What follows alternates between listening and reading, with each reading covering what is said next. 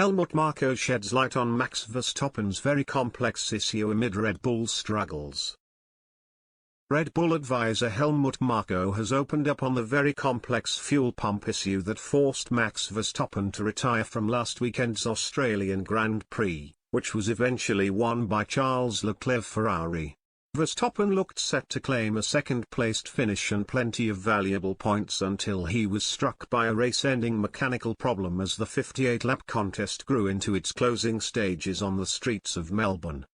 The incident marked Verstappen's second retirement in just 3 races, with the Dutchman slipping to 6th place in the Drivers' Championship standings as a direct result of this year's reliability issues.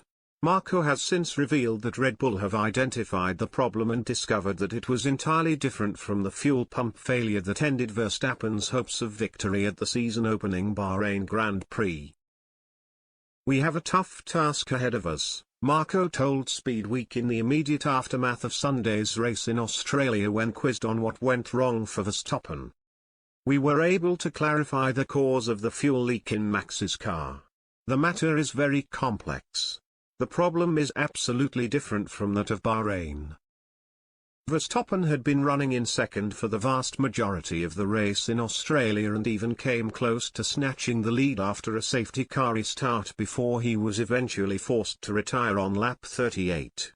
The 24-year-old will be desperately hoping for Red Bull to have successfully addressed their lack of reliability by the time F1 returns to Imola for next weekend's Emilia-Romagna Grand Prix.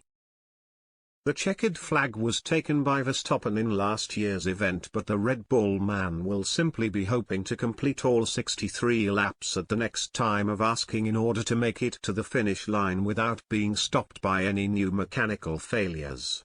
He recently insisted that he will not stand any chance of defending his Drivers' Championship title if Red Bull are unable to put things right as a matter of priority over the coming weeks and months.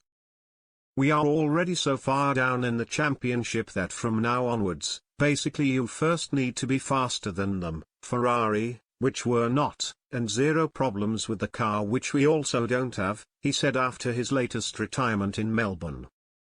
"So it's going to be a big task. It was just a terrible race, just no pace. I couldn't push because the tires were just getting destroyed. Today in general was just a bad day again. Not really having the pace, I was just managing my tires to try and just bring it to the end because it looked like quite an easy P2 anyway. I knew I could not fight Charles, so there was no point in trying to put pressure on him. But we didn't even finish the race, so it's pretty frustrating and unacceptable."